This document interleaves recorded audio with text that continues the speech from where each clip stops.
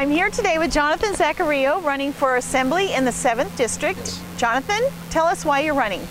Well, I'm running because the house that sits behind the camera is full of a lot of people that I think have lost touch with average Californians. They continue to pass a myriad of laws that are making it a horrendous jobs climate in California, and small, medium, large businesses are finding it harder and harder to operate here. And there's a hesitation now about investing in California or building anything good in California. So one of it is the financial side. We have to create jobs, especially for our younger people and our college graduates. And then the other thing is we have to get our budget under control. We're running horrendous deficits. California now has $700 billion plus in deficits and continues to run a deficit every year. And so we need to get legislators that pay attention to that and really fix these problems. The legislature is creating the problems for California to grow and to thrive, and it has to change. What is your background? What skills do you have that you would bring to the table to change things here? Well, I pastor a church. I've been a pastor of a church for 21 years in Davis, and I know how to lead and serve people, and I think that's what politicians need to become again, servant leaders. That we have a civic duty as elected officials to care for the interests of the people. It's not our money. Once tax revenue comes to the state coffers, it's not the legislators' money, it's still the people's money. That's not the legislator's house, it's the people's house. And I think we need to bring servant leadership back.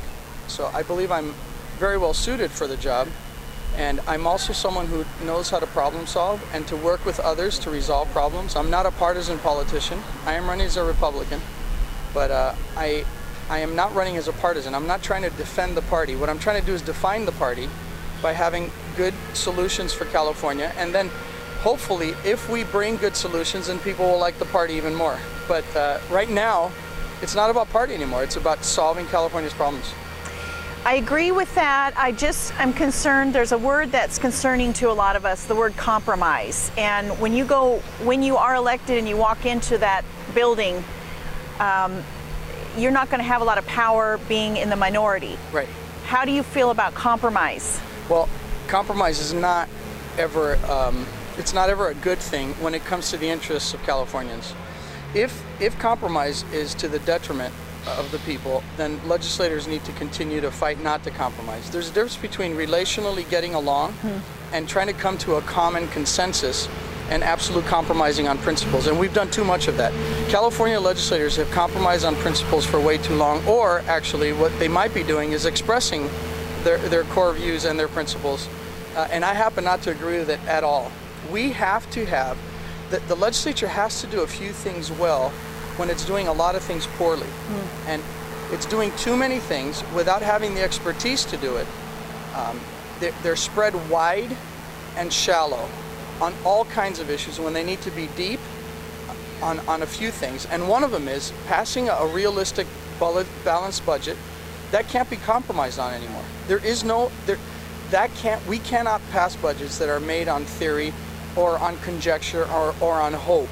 We need real numbers. We know what California produces tax revenue-wise. The taxpayers of California have been incredibly productive and incredibly cooperative. They're sending a lot of money to legislatures, and the only thing that legislators keep doing is wasting it and not being fiscally prudent, and we have to bring that back. So when it comes to principles, you can't compromise anymore on principles that are good for the people. But as far as getting along and finding consensus is different than compromise. Consensus is needed in the State House. Nobody's going to agree with the way that I think alone. I'm not going in there as a lone gun saying I can fix everything. But I'm going to bring my opinions, and I'm going to look to work with others who are like-minded on the basic principles, not compromise on principles, see if we can get along and make some legislation happen. The state of California is in trouble. They don't have enough money. And one area that they would really like to get the money, it's a treasure box they see waiting for them, is to get rid of Proposition 13.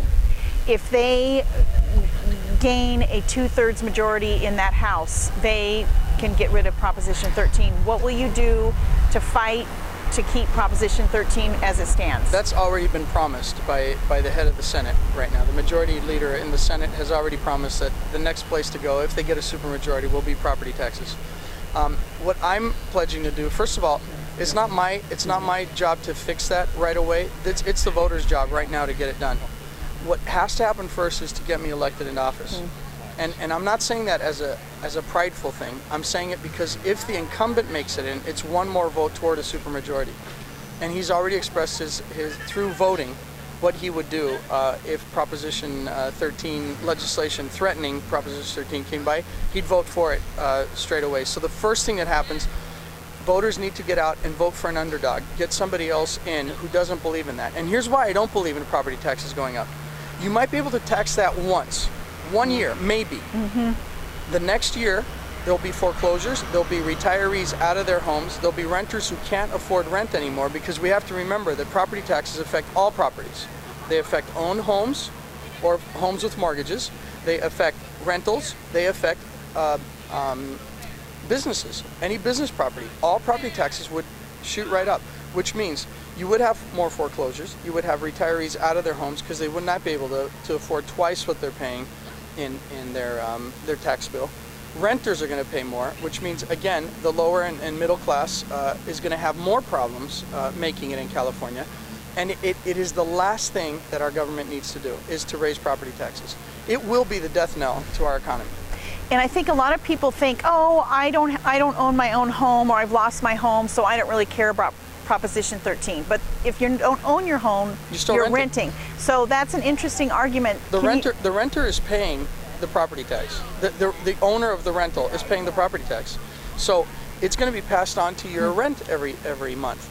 If the property tax, let's say it goes from 1% to 2%, and let's say that a property's tax right now is $5,000 on the property. If it goes up to $10,000 and you're in a rental, that means that your rent has gone up. He has to compensate for that rental by $5,000 a year. That's going to be passed directly on to the person who's renting. So your rent will go up by about $400, $500. I think that is an argument that a lot of people haven't thought of before. They thought, oh, it's just on people that own their own home or businesses. Because that's the politics of division.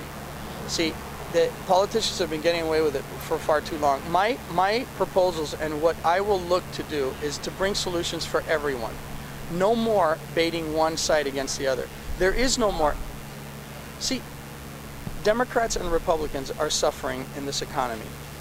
It is conservatives and liberals who are in the middle class. We're all suffering. We can no longer be allowing ourselves to be played by people who all they want to do is be reelected.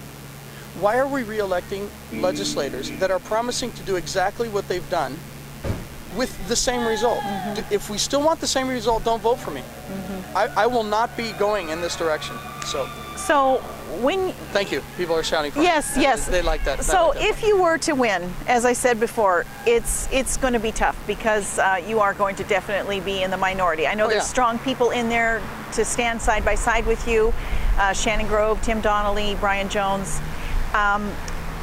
What do you think would be the best course of action to start off your job as Assemblyman? What we need to do is find any like-minded legislators who would want to put teeth behind a statewide audit of every single place, every part of the California state budget. We already have auditors in the state, built-in auditors, who have been screaming for years on what they believe would bring our financial house back into order. The auditors have been doing their jobs. There's just no teeth behind it. And usually it goes after certain segments, so then it looks political, like you go after one fund instead of another. I'm going to propose that we just audit everything across the board. Find out where redundancies are. Find out what programs are double or triple or quadrupling doing the same thing. Find out what programs need to be shelved or put to rest. It's just well, it's time. Thank you for serving us. Bye-bye. Yes. And all of that stuff will come through the audit. That will all surface. We'll get all of that cleared up. So behind us here we have a rally for Yes on 30, and I was fascinated to watch you speak with someone that walked up to you and said, how are you voting on Yes on 30? And you said, I'm voting no. Right. And then he said, I have nothing to talk to you about. And then we kept talking. Tell me about that. Yeah, because we kept talking, because then I told him, I said, look, I like the idea of funding education, but to tax is the wrong way to do it. The legislature has the money right now. It's just the priorities are all wrong. So they're playing the taxpayer. They're playing us. If we send a no message, if 30 goes no, the legislature will be forced to do its job. Now what they're going to turn around and do is say, it's not our fault, you didn't vote for the tax increase. But that has to end. That has to end. They're playing good people. These are good people that are gathered here. They mean well. They're teachers and educators and parents. I have a child in a state school, state university right now. We're paying out the nose for her to go to school. It's a public school. It should not be that expensive.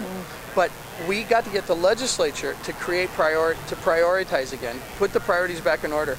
And that is the job that happens in the Assembly and in the Senate. That is their job. Well, I think it's great that this is not a lifetime job for you. This is not your be-all job. You have another job. Yes. Tell us about that. I pastor a church in Davis. I live in Natomas, but I pastor a church in Davis. I've been there for 21 years, and I'm very, very fulfilled in ministry.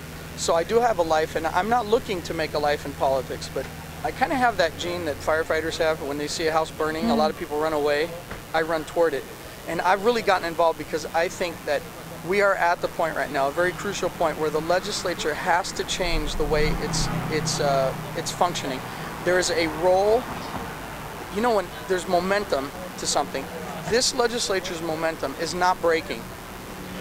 The state of the economy is not breaking them. The state of our just the way that law enforcement and first responders are complaining. And not complaining just to complain, but saying, look, we can't do our job as well as we need to. You need to fund us. Local governments are going bankrupt up and down the state. They're not listening. We have small, medium, and large businesses closing or leaving. They're not listening. We have students now that are protesting and saying, cut our costs. They're not listening. They're just jacking up the costs for education. There's nothing putting the brakes on this legislature. The only thing that will put the brakes on this legislature is the voter not voting incumbents back and saying, you're part of this momentum, we're breaking the momentum by not allowing you to be there. So my voice will try to be a brake on this momentum. So Jonathan, I'm going to have you face the camera and tell the voters that will be watching this why they should vote for you. We only have a few days left and time is running out. That's right. So tell them. Well, what I want to tell the voters is this, that you have an opportunity to change things. You can still do this. You can do this. This is the power is in your hands right now, in our hands as voters, to change the situation in California, and you do it at the ballot box. Let's turn the 7th around and send a shockwave through California politics. I am not supposed to win by any stretch of the imagination. No political chart has me winning at all. But if you go to the ballot and vote for me, and we pull out a 51, a 52, a 54% win, it's going to get a lot of people's attention. And I'm going to be a complete anomaly. So if you like anomalies in the legislature, vote for me. Let's get somebody in that house that is not going to be owned by any special interest and will represent the citizens. And my hope is, too, that not only will I be elected, but if I can open a door to an election, if I can win an impossible election, it might embolden others to step up and stop this momentum of destruction in our state legislature. We are killing our state one piece of legislation at a time. We're getting killed by 1,000 pieces of legislation every year almost, just cutting us to death. And one paper cut won't kill you, one piece of legislation won't kill you, but 1,000, it's going to do some damage. And year after year, we're destroying ourselves. We're dismantling our beautiful state with our own hands. Vote for me, please. Jonathan Zachariou. Go to my website, zachforsac.com. See what I stand for. Look at all my blogging. I blog a lot. Other politicians keep it really shallow. I go deep. Go read my stuff. You have hours and hours to put you to sleep if you'd like. But make sure you understand that I am not rank and file politician, and I will not be rank and file politician when I get elected. Please vote for me.